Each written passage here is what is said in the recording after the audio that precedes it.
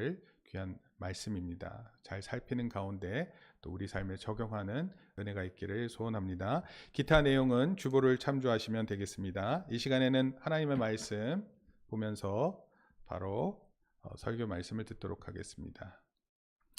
오늘 말씀 제목은요, 오래 참음으로 기다리자라는 내용이고, 제가 부제를 달았는데 부제는 피조물과 성도들의 탄식이라는 내용입니다. 그러면 지금부터 우리 말씀을 읽고 그러고 나서 살펴보도록 하겠습니다. 로마서 8장 19절에서 25절 말씀입니다. 제가 한 절 읽고 우리 성도님들께서 한 절 읽어주십니다. 피조물이 고대하는 바는 하나님의 아들들이 나타나는 것이니 피조물이 허무한 데 굴복하는 것은 자기 뜻이 아니요 오직 굴복하게 하시는 이로 말미암음이라.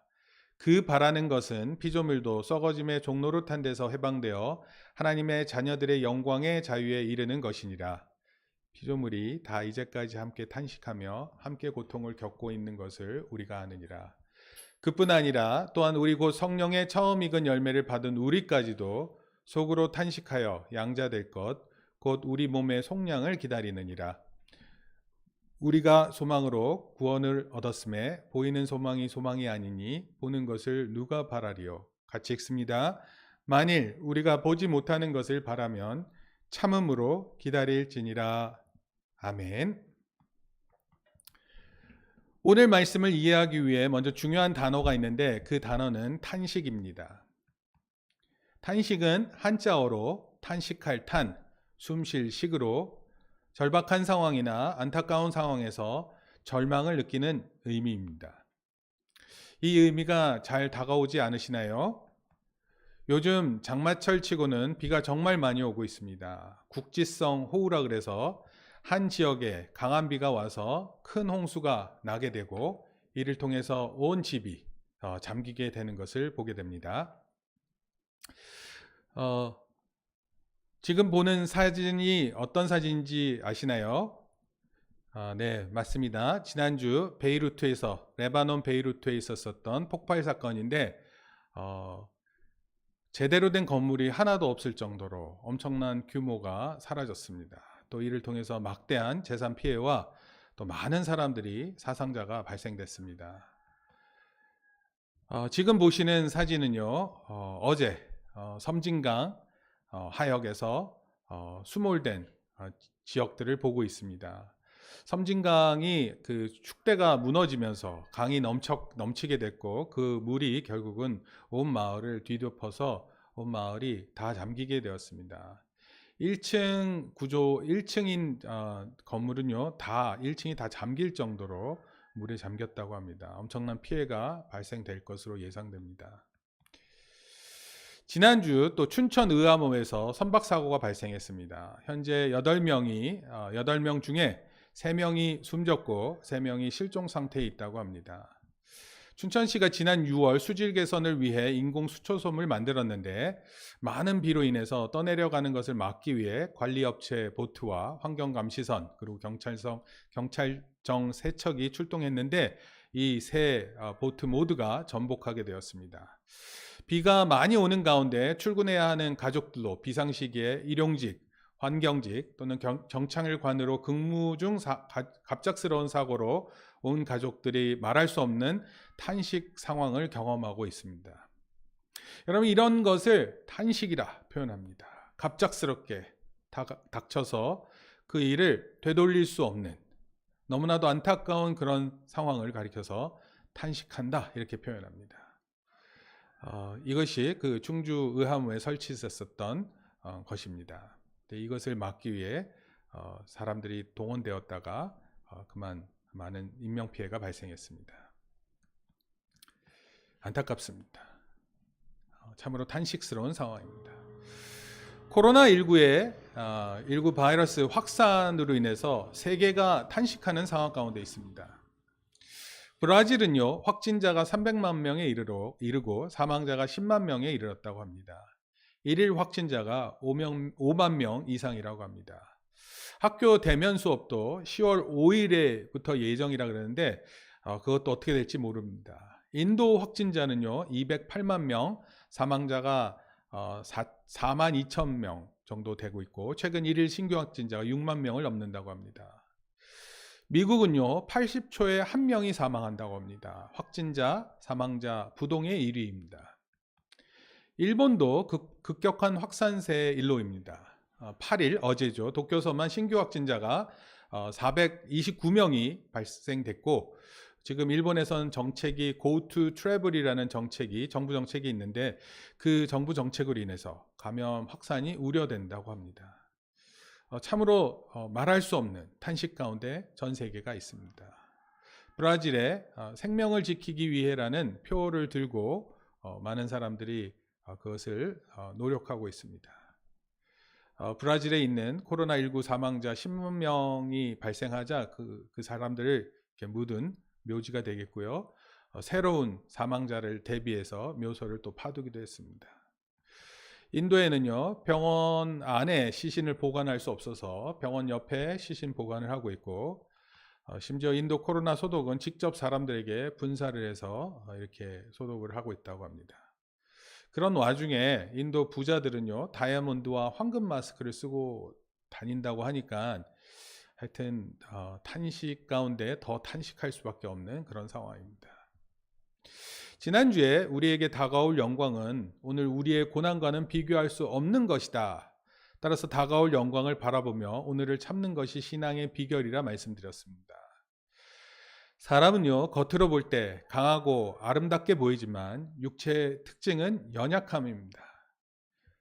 그 연약함으로 인해서 우리의 삶 속에서는 탄식할 수밖에 없습니다. 육신과 물질을 의지하는 것은 해결 불가능한 것입니다. 그래서 로마서의 전체에 흐르는 핵심 내용은요 성령님의 도우심으로만 가능하다라는 것을 보여주고 있습니다. 인간의 삶은 때론 즐거움과 기쁨을 줍니다. 그러나 다른 한편의 삶은 탄식뿐입니다. 탄식하는 삶은 인간의 근본적인 문제입니다. 오늘은 성경에 나타난 탄식하는 주체가 누구인지 그리고 결론적으로 탄식의 상황에서 우리가 할 수 있는 것이 무엇인지 살펴보겠습니다. 먼저 탄식의 주체가 두 가지로 나타납니다. 첫 번째, 같이 읽겠습니다. 시작. 첫째, 만물이 탄식하면서 기대하는 것이 있습니다. 탄식만 하고 있다면 소망이 없죠. 그런데 탄식하는 가운데 기대하는 것이 있다. 이것이 오늘 말씀이고요. 그 탄식의 주체가 만물이다라는 것입니다. 19절 말씀인데요. 같이 읽습니다. 피조물이 고대하는 바는 하나님의 아들들이 나타나는 것이니. 우리말 표현에 학수고대라는 표현이 있어요. 학이 목을 길게 내빼고 애타게 기다린다라는 표현을 학수고대 이렇게 표현합니다. 목 빠지게 기다린다, 또 애타게 기다린다, 몹시 기다린다, 더없이 기다린다 이렇게 표현할 수 있습니다. 아이들이 생일을 맞게 되면 또 그 생일날 무슨 선물을 받을지 기다리죠. 또 학생들이 소풍, 피크닉 또는 방학을 간다. 그렇게 하면은 어디를 가게 될지 너무나도 기대하고 밤잠을 설칩니다. 어른들도 휴가를 또 주말을 기대하면서 열심히 일을 하고 지냅니다. 본문에서 피조물들이 하나님의 아들들을 기다린다 이렇게 얘기하는데 과연 하나님의 아들들이 누구일까요? 하나님의 아들들을 기다리는 피조물은 누구일까요? 먼저 피조물의 대상이 아닌 것은요 사탄과 악령들이 아닙니다. 이들은 하나님의 아들들이 나타나는 것을 기다리는 주체가 아닙니다. 또한 천사도 아닙니다. 이들은 우리 인간들처럼 어떤 노예 상태, 죄의 종 상태로 굴복한 적이 없습니다. 무엇보다도 하나님을 믿는 신자들도 포함되지 않습니다. 왜냐하면 32절 말씀에 이뿐 아니라 우리도 이렇게 표현되어 있어서 우리도 그렇게 바라는 대상이 되기 때문에 그 나중에 또 포함되는 주체가 되기 때문에 이 피조물 안에는 우리 하나님을 잘 믿는 신자도 구분되어 있습니다. 따라서 19절의 피조물은 자연세계의 모든 만물을 가리킵니다. 자연의 산, 강, 바다, 동식물 등입니다. 그런데 이 피조물들이 하나님의 아들들을 고대할 수 있는가? 가능하지 않죠. 사도 바울은 만물을 의인화해서 자연 모든 만물의 탄식과 기대한다, 고대한다라는 것을 표현한 것입니다. 예를 들어 이사야서 35장 1절 말씀을 보게 되면 광야의 메마른 땅이 기뻐한다. 이것은 땅이 마치 사람처럼 기뻐한다라는 것을 표현한 것이에요. 피조물이 고대한다는 것은 이때가 되어야 회복의 때가 있는 줄 알기 때문이라는 것입니다. 이사야서 65장 25절 말씀을 보게 되면 이런 말씀이 있습니다. 같이 한번 읽겠습니다. 이리와 어린 양이 함께 먹을 것이며 사자가 소처럼 짚을 먹을 것이며 뱀은 흙을 양식으로 삼을 것이니 나의 성산에서는 해함도 없겠고 상함도 없으리라. 여호와께서 말씀하시니라. 즉 모든 만물이 이때를 기다린다 이런 뜻입니다. 하나님의 산에서는 해함이 없고 상함도 없는 그때를 온 피조물들이 원한다 이런 뜻입니다. 피조물의 탄식은 피조물이 허무한데 굴복하고 썩어짐의 종노릇하는 것인데 만물이 아름답고 평화롭게 보이지만 그 깊이 보게 되면 그 만물의 절규의 소리가 들린다는 것입니다. 이사야는 피조물의 회복에 대해 때가 되면 약육강식의 생존 원리가 사라지고 세상은 평화롭게 조화를 이룰 것이라고 기대하고 있는 것입니다. 이사야서 11장 8절 9절 말씀 또 읽어보겠습니다. 시작. 젖먹는 아이가 독사의 구멍에 장난하며 젖된 어린아이가 독사의 굴에 손을 넣을 것이라. 내 거룩한 산 모든 곳에서 해됨도 없고 상함도 없을 것이니 이는 물이 바다를 덮음같이 여호와를 아는 지식이 세상에 충만할 것임이니라. 아멘. 여러분은 자신을 얼마나 의미 있고 목적 있는 존재라고 생각하나요? 자신의 신체나 외모에 자신이 없다고 생각하는 사람들은 다음의 말씀을 믿어야 합니다. 말씀 살펴봅니다. 시편 2장 7절입니다. 시작. 내가 여호와의 명령을 전하노라.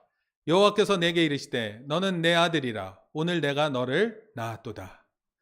요한복음 1장 12절 말씀입니다. 영접하는 자, 곧 그 이름을 믿는 자들에게는 하나님의 자녀가 되는 권세를 주셨으니.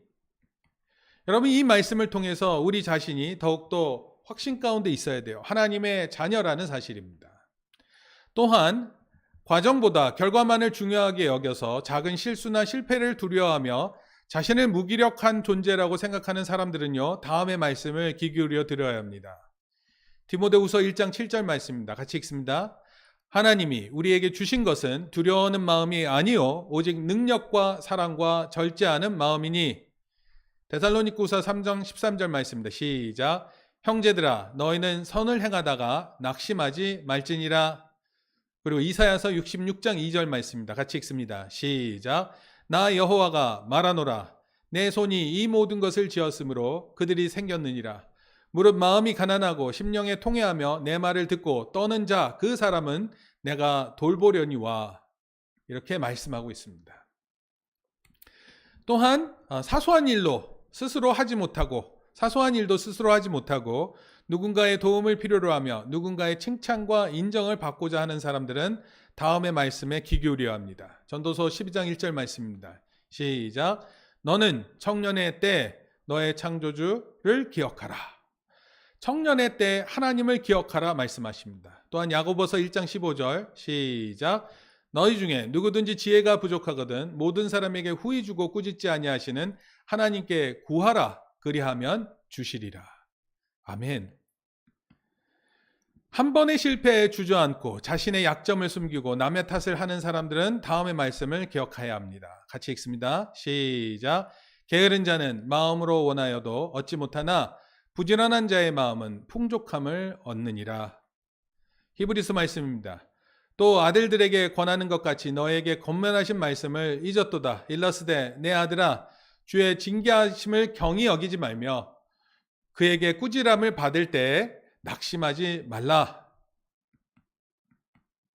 따라합시다. 우리는 하나님의 양자의 영을 받았으므로 하나님을 아바 아버지라 부릅니다. 여러분 우리는 하나님을 아빠 아버지라고 부르는 존재입니다. 다른 어떤 존재가 여러분들을 실망시키고 괴롭힐지 모르지만 그러나 여러분이 하나님을 아빠, 아버지라고 부르는 순간 우리는 하나님의 자녀의 자리를 갖고 있는 것입니다. 우리는 모든 만물이, 피조물이 고대하는 하나님의 아들과 또 피조물이 고대하는 하나님의 딸들인 것이에요. 우리는 18절에 장차 나타날 영광과 직접적으로 연결되어 있는 존재입니다. 하나님의 그 영광과 우리가 직접적으로 연결되어 있는 존재들이에요. 그러니까 지금 순간에 실망하고 좌절하고 낙심하고 슬퍼하고 괴로워하는 것, 물론 그것을 우리가 잠시는 할 수 있지만 그러나 장차 나타날 영광에 직접적으로 연결되어 있는 존재라는 사실을 잊어서는 안 되는 것입니다. 예수님도 이 땅에 오셨을 때 그의 영광이 가려져 있었어요. 그래서 많은 사람들이 예수님을 목수의 아들 또는 좋은 선생님, 랍비 정도로 아는 정도였습니다. 그러나 예수님은 하나님의 아들이셨습니다. 한 번은 예수님께서 변화산에 기도하러 가셨을 때 제자들은 영광스러운 예수님의 모습을 잠시 볼 수 있었어요. 그런데 이 예수님의 그 영광된 모습을 제자들이 감당할 수 없었습니다. 마치 제자들이 예수님의 영광을 보았던 것처럼 온 만물이 우리의 변화된 영광된 모습을 고대하고 있다는 것입니다. 온 만물이 우리가 영광된 모습인 하나님의 아들과 딸이 되는 것을 기대하고 있다는 것입니다. 20절 말씀입니다. 20절 말씀에 피조물이 허무한데 굴복하는 이런 표현이 있는데, 허무라는 의미는 어떤 의도한 목적을 이루지 못할 때 사용하는 단어예요. 뭔가를 노력했는데 허무하게 끝났다. 목표를 삼았는데 아무것도 이루지 못했을 때 허무하다 이렇게 표현하는 거예요. 그래서 이런 표현은 삶에 전혀 의미가 없고 목적이 없는 것을 가리킵니다. 그래서 허무와 연관되어 있는 것이 허무한 삶 이런 거예요. 그래서 여기서 허무는 피조물이 창조 원래의 목적을 이루지 못하는 상태를 말하는 것입니다. 원래는 하나님께서 영광스럽게 창조하셨고 그 영광스럽게 창조된 것을 통해서 원래의 목적들이 있습니다. 그런데 영광을 잃게 됐고 그 목적을 잃게 된 거예요. 지난주 말씀드렸던 것처럼 태초의 온 만물과 인간은 하나님 보시기에 좋았습니다. 하나님께서 사람을 만드셨을 때는 특히 심히 좋았다 그렇게 표현했어요. 그들의 목적 또한 좋은 것이었습니다. 그러나 그 피조물의 목적을 향할 수 없게 된 것이에요. 인간이 죄를 지음으로 말미암아 온 땅도 저주를 받게 된 것입니다. 창세기 3장 17절 말씀에 한번 읽어보겠습니다. 시작. 아담에게 이르시되 내가 내 아내의 말을 듣고 내가 내게 먹지 말라 한 나무의 열매를 먹었은즉 땅은 너로 말미암아 저주를 받고 너는 내 평생에 수고하여 그 소산을 먹으리라. 땅이 우리로 말미암아 저주를 받았다 이렇게 표현하는 거예요. 땅은 아담으로 인해 저주를 받은 것입니다. 저주받은 땅이니까 당연히 허무할 수밖에 없는 거죠. 하나님이 원래 마련했던 영광으로 갈 수 없게 된 것입니다. 18절 말씀입니다. 창세기 땅이 시작. 땅이 내게 가시덤불과 엉겅퀴를 낼 것이라. 내가 먹을 것은 밭의 채소인즉 이렇게 돼 있어요. 가시덤불과 엉겅퀴가 나게 돼 있어요. 잡초가 꼭 자라게 돼 있습니다. 그런데 자기가 먹고 싶어하는 그 채소를 먹기 위해서는요, 이 가시덤불과 엉겅퀴를 제거해야 돼요. 매일 없애야 됩니다. 또한 19절 말씀입니다. 시작. 내가 흙으로 돌아갈 때까지 얼굴에 땀을 흘려야 먹을 것을 먹으리니 내가 그것에서 취함을 입었습니다. 너는 흙이니 흙으로 돌아갈 것이니라 하시니라. 여러분, 우리 인간들은 반드시 땀을 흘리고 수고해야 돼요. 이것이 아담 범죄 이후의 모습입니다. 온 만물은 허무의 복종에 전혀 나아질 기대가 없음을 알고 있어요. 그런데 하나님의 아들들이 영광을 얻을 때 온 만물이 영광을 얻을 때라는 것을 기대한다라는 것입니다. 주님이 재림하시면 허무에 복종하는 삶이 조금 좋아지는 것 이런 것이 아니라 죄의 종노릇하고 허무에 굴복하는 것으로부터 완전히 자유를 누리게 된다는 뜻입니다. 그리고 온 만물은 다시 허무에 굴복하거나 썩어질 또는 부패함에 다시 돌아가지 않는 것입니다. 22절 말씀입니다. 시작. 피조물이 다 이제까지 함께 탄식하며 함께 고통을 겪고 있는 것을 우리가 아느니라. 여기서 중요한 단어가 고통이라는 단어입니다. 고통. 피조물은 만물이 원래의 영광된 모습으로 돌아갈 때 진통을 겪게 되어 있다. 고통을 겪게 되어 있다 이런 뜻입니다. 근데 이때 고통은요. 사망을 향한 진통이 아니라 출산을 향한 진통인 거예요. death pain이 아니라 birth pain이라는 뜻입니다. 즉, 잠깐 다시 살펴보면요. 그러니까 우리가 고통을 겪게 되는데 그 고통을 통해서 결국 죽는다 이런 것을 의미하는 것이 아니라 우리 고통 후에 출산을 하게 되면 산통을 겪은 엄마가 아기를 낳게 되면 아기를 낳은 것을 통해서 너무 기뻐하잖아요. 마찬가지로 우리가 겪는 이 고통은 영광을 위한 그리고 영광된 모습을 겪기 위한 출산의 고통이라 이런 뜻입니다. 자, 두 번째로 성도가 탄식하면서 기대하는 것이 있다. 한번 읽겠습니다. 시작. 성도가 탄식하면서 기대하는 것이 있습니다. 두 번째 탄식의 주체는요, 바로 우리 성도들입니다. 23절 말씀입니다. 같이 읽겠습니다. 그뿐 아니라 또한 우리 곧 성령의 처음 익은 열매를 받은 우리까지도 속으로 탄식하여 양자될 것, 곧 우리 몸의 속량을 기다리느니라. 여기서 성령의 처음 익은 열매가 중요한 의미입니다. 성령의 처음 익은 열매. 이것은 성령이 맺은 첫 열매일 수도 있고요.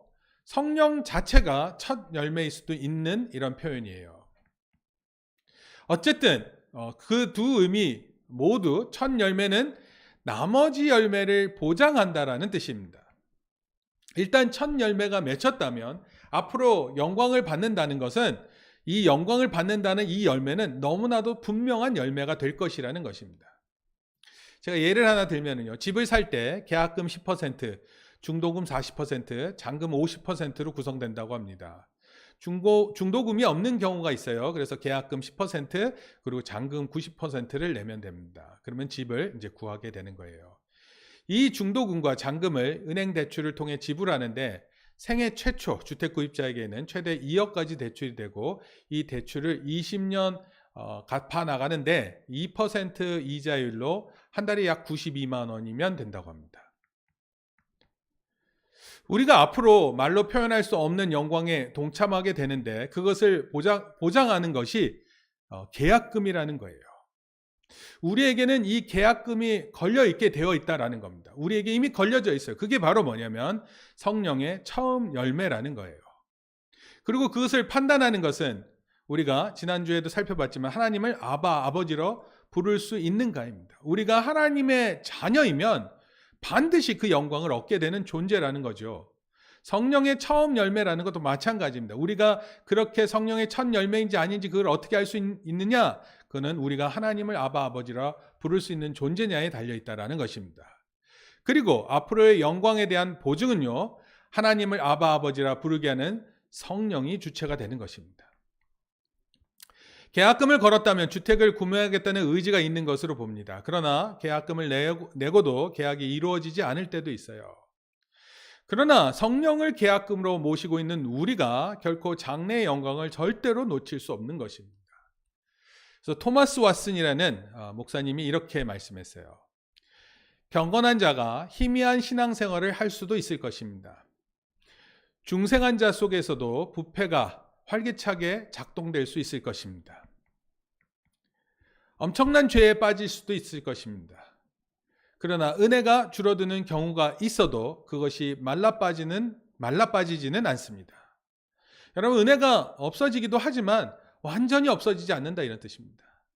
은혜가 감소되기는 해도 폐지되지 않습니다. 은혜가 가리워지기는 해도 해체되지 않습니다.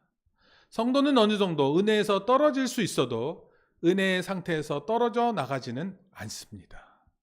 이것이 그 목사님의 고백이었어요. 우리가 구원을 바라면서 우리 안에서 신음하고 탄식하고 있지만 결국은 영광을 향해 나아간다라는 것입니다. 모든 성도에게는 자신의 삶 속에서 또는 타인의 삶 속에서 혹은 자연 환경 속에서 죄가 엄청난 모습을 드러내게 될 때 고민하고 탄식합니다. 그러나 성도의 탄식은 소망 없는 탄식이 아닙니다. 무엇을 바라보는 희망의 탄식인 것이에요. 성도들은 과연 무엇을 바라보고 탄식하는가? 성도들은요, 하나님의 양자 될 것 바라보고 탄식하는 것입니다.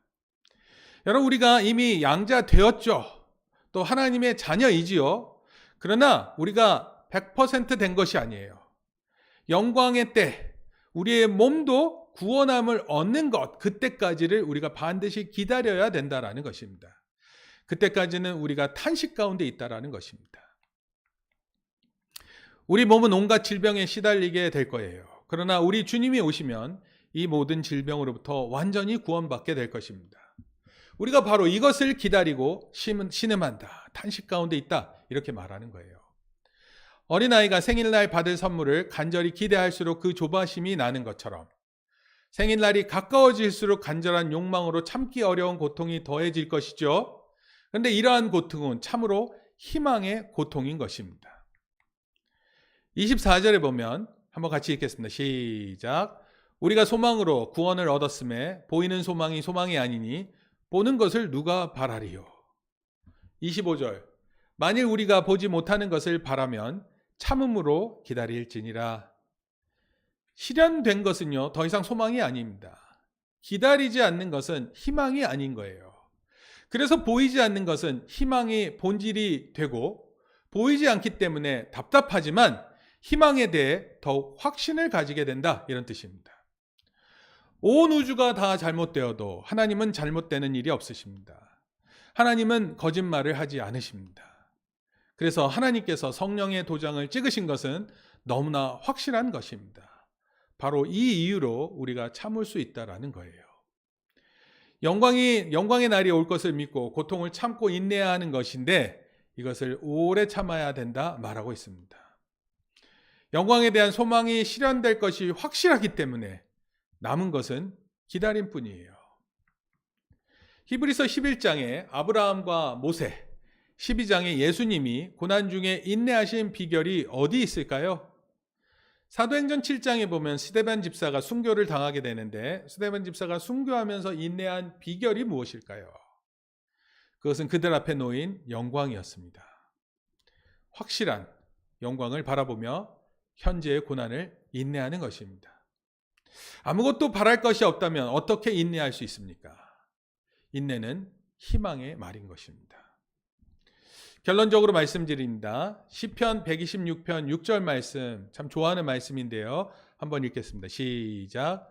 울며 씨를 뿌리러 나간 자는 반드시 기쁨으로 그 곡식단을 가지고 돌아오리라.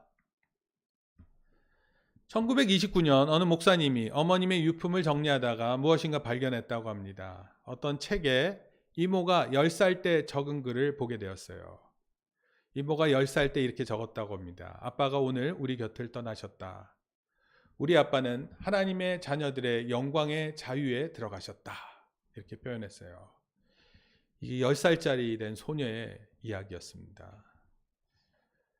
바로 로마서에 있는 말씀이에요. 하나님의 자녀들의 영광의 자유에 들어가게 되었다. 이 말씀이 우리에게 실감이 나게 된다면 우리는 어떤 고통이든지 다 이길 수 있습니다. 실감이 나게 하는 방법은요, 계속해서 말씀을 묵상하는 것입니다. 묵상을 통해 이 말씀이 실감이 나면 모든 고통을 참음으로 기다릴 수 있는 사람이 될 것입니다. 우리 지난주부터 읽기 시작한 복음서 읽죠? 각자에게 주어진 하나님의 말씀이 있습니다. 오늘 우리를 오래 참는 능력을 실감하게 하실 수 있는 줄 믿습니다. 말씀을 읽는 가운데 우리가 더욱 잘 견딜 수 있고 잘 참아낼 수 있는 우리들 되기를 바랍니다. 반드시 그 영광 가운데 나아갈 수 있는 우리들 되기를 바랍니다. 또 여러 가지 어려운 상황 가운데서 반드시 주 안에서 승리할 수 있는 저와 여러분 되기를 예수님의 이름으로 축원합니다. 우리 함께 기도하겠습니다. 하나님 아버지 감사합니다. 오늘 우리에게 주신 말씀을 통해서 온 피조물이 또 우리 성도들도 탄식하고 기다리는 것이 있다 말씀하셨습니다. 우리가 기다리고 인내하는 것은 아무 의미 없이 허무하게 끝나는 일이 아닙니다. 그것은 분명하고 너무나도 기쁜 것이며 그래서 그것이 너무나도 영광스러운 줄 우리로 알게 하시니 감사를 드립니다. 바울이 전하는 이 소식이 우리의 삶 가운데 분명 느껴지게 도와주시옵소서. 또한 우리 가운데 확신 가운데 있게 우리를 인도하여 주시옵소서. 하나님 살아계심을 알 뿐만 아니라 하나님 살아계셔서 오늘도 우리의 삶을 인도하시는 줄 믿고 그분의 말씀에 우리의 삶을 전적으로 의존하고 살아가는 한 주간 되게 저희들을 붙들어 주시옵소서. 온 세계가 어려움 가운데 있습니다. 온 세계가 슬픔 가운데 있습니다. 하나님 그때 누군가 하나님의 말씀을 대변하고 또 주의 말씀으로 위로하는 귀한 사람들이 있게 저희들을 축복하여 주시옵소서. 우리의 삶 곳곳에서 하나님 나타내기를 즐거워하며 또 주의 말씀을 주야로 묵상하는 저희들 에게 축복하여 주시옵소서. 감사를 드리며 예수님의 이름으로 기도합니다. 아멘. 이 시간 기도하고 축도로 예배를 마칩니다. 하나님 우리의 모든 영광과 모든 능력과 존귀와 모든 영광을 주께 돌립니다. 우리가 하나님께 그렇게 찬송할 수 있음을 너무나도 감사하고 기쁘게 생각합니다. 하나님 우리에게 주신 놀라운 영광이 있었는데 우리가 죄로 인해 이 모든 것을 다 걷어차고 그래서 결국 온 땅도 저주 가운데 놓였고 그래서 온 땅들이 온 피조물들이 하나님의 아들들이 영광을 얻을 때를 기다린다고 했습니다. 또한 우리도 하나님의 자녀가 이미 되었고 양자가 된 양자됨을 통해 우리가 하나님의 자녀됨을 힘입어 우리가 주의 영광 가운데 있음을 바라보지만 그러나 완벽한 우리 육체의 구원이 이루어지지 않았음을 바라봅니다. 그래서 우리도 탄식 가운데 죄를 지을 때마다 탄식하며 괴로워하는 가운데 주를 바라봅니다. 하나님 우리를 불쌍히 여겨 주시옵소서. 우리 인생의 실존의 문제가 탄식함에 있음을 우리가 다시 한번 기억하고 하나님 앞에 믿음으로 나아가게 우리를 도와주시옵소서. 하나님의 자녀이면 하나님께 아바 아버지라 부르고 기도한다고 했습니다. 또한 우리가 기도함을 통해 또 성령님 우리 안에 계심을 확인할 수 있다고 약속하셨습니다. 하나님 영광의 때를 오래 참음으로 진실되게 기다리는 주의 성도들 되게 축복하여 주시옵소서. 이제는 우리 주 예수 그리스도의 은혜와 하나님 아버지의 크신 사랑과 성령님의 감화 감동 교통하심이 오래 참음으로 인내하기를 다짐하고 돌아가는 주의 성도들 머리 위에 이제로부터 영원토록 함께 있을지어다. 아멘. 우리 하나님께 영광의 박수 돌립니다.